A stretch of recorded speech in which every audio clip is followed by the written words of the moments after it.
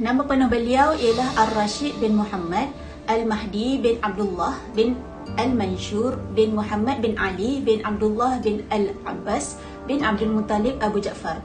Ibunya adalah Al-Khayzuran Al-Juraishiyah. Beliau dilahirkan di Ar-Ray pada tanggal ketiga terakhir dari bulan Zulhijjah tahun 150 Masihi. Khalifah Harun Ar-Rashid merupakan seorang yang berkulit putih, tinggi, tampan, fasih, memiliki pengetahuan tentang ilmu dan sastra, menyukai ilmu dan ulama. Beliau sentiasa menghindari apa-apa yang diharamkan oleh Islam, tidak suka berdebat tentang agama atau mengeluarkan kata-kata yang bertentangan dengan Al-Quran dan As-Sunnah. Sering menangisi dirinya sendiri, terutamanya ketika dinasihati. Beliau biasanya melakukan ibadah haji dan umrah 2 kali setahun dengan berjalan kaki daripada Baghdad ke Mekah. Keamanan dan kesejahteraan rakyat juga diperhatikan oleh beliau. Untuk itu, beliau sangat teguh menghadapi pemberontakan yang timbul di pelbagai wilayah, tidak mengabaikan rakyat yang berbuat baik, tidak melambatkan pembayaran upah. Beliau juga merupakan seorang yang sangat pemurah. Selama pemerintahan ayahnya Al-Mahdi, Harun Ar-Rashid diberi kepercayaan 2 kali untuk memimpin ekspedisi militer untuk menyerang Byzantium hingga ke pantai Bosphorus. Beliau juga didampingi oleh para pegawai tinggi dan general veteran. Beliau juga memangku jawatan Governor selama 2 kali di Al-Saifah dan di Al-Maghribi. Pada tahun 166 Hijrah, Khalifah Al-Mahdi telah melantik beliau menjadi putera mahkota untuk menjadi khalifah sesudah saudaranya Al-Hadi. 4 tahun kemudian, pada 15 Rabiul Awal 170 Hijrah, Harun Ar-Rashid mengisytiharkan dirinya menjadi khalifah untuk menggantikan saudaranya yang meninggal pada tahun 170 Hijrah.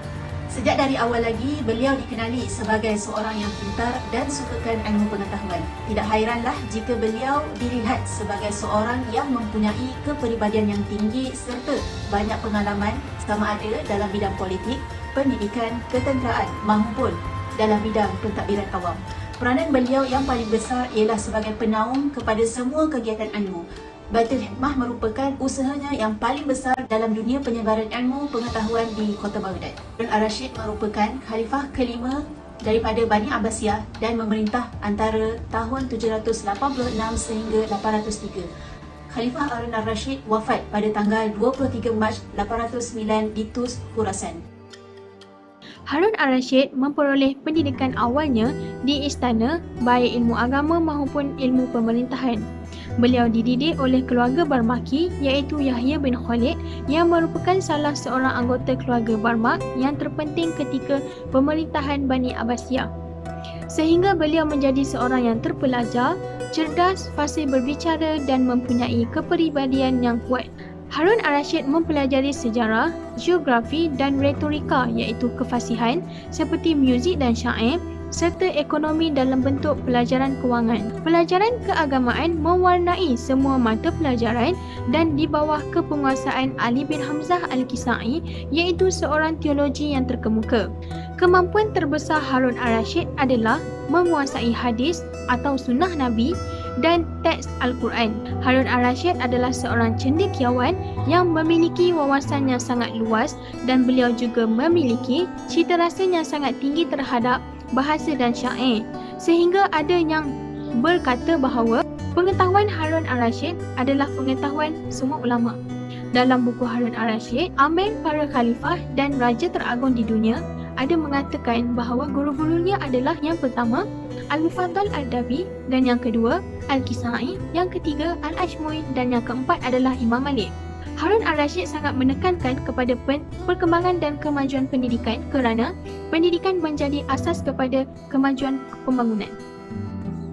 Khalifah Harun Ar-Rashid merupakan khalifah kelima dalam Islam selepas abangnya Abu Abdullah Musa bin Mahdi Al-Hadi.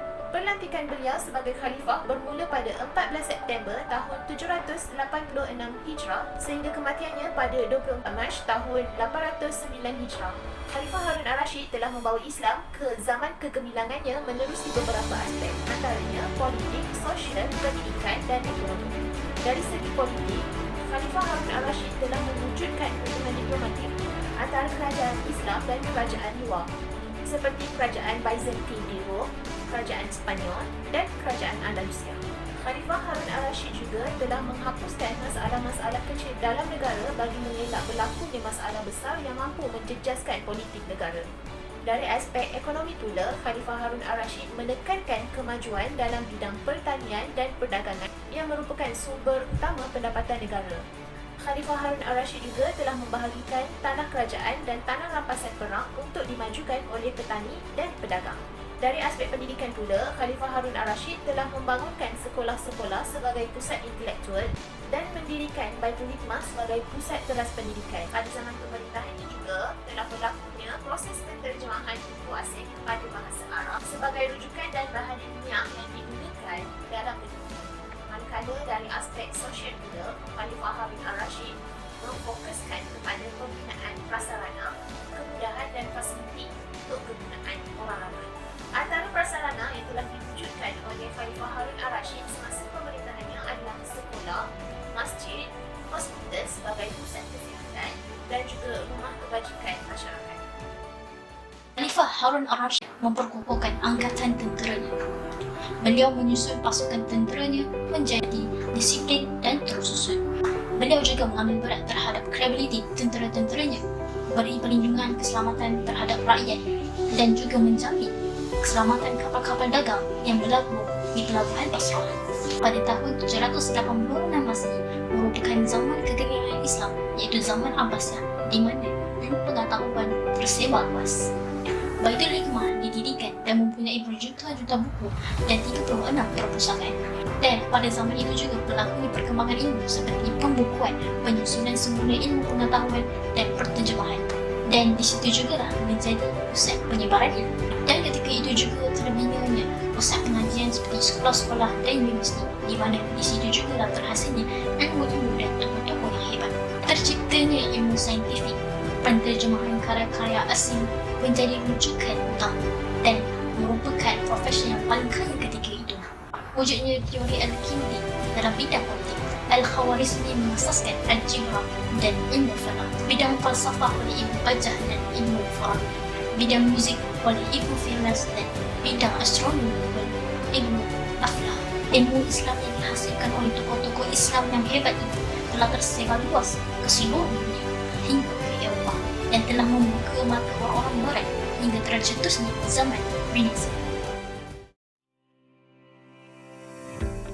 Jadi kita teruskan lagi dengan apa manfaat sebagai pelajar yang kita dapat dalam perkongsian kawan saya sebentar tadi. Baitul Hikmah ini adalah pusat perkembangan ilmu pada zaman era Abbasiyah di Baghdad, Iraq.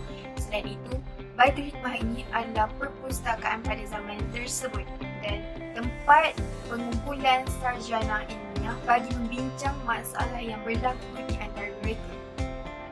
Jadi, apa manfaatnya kan? Manfaatnya adalah disebabkan penumbuhan Baitul Hikmah ini, ia menyebabkan penyebaran ilmu yang menyeluruh pada zaman tersebut.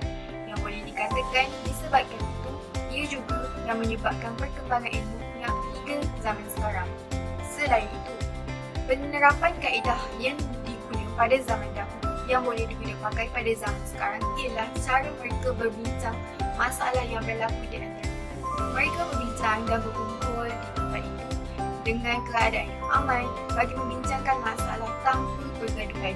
Oleh itu, kami juga menggunakan metod dan cara yang sama bagi menyelesaikan masalah kami sepanjang pelajaran kami. Sekian, sampai sini sahaja perkongsian yang telah kami harap perkongsian ini bermanfaat kepada anda semua. Sebelum itu, saya dan kawan-kawan ini mengucapkan ribuan terima kasih kepada pengasyarah kami iaitu Puan Amy Indiani di atas tunjuk ajar selama ini. Kami juga ingin mengucapkan ribuan terima kasih kepada semua penonton yang sudi menonton video kami.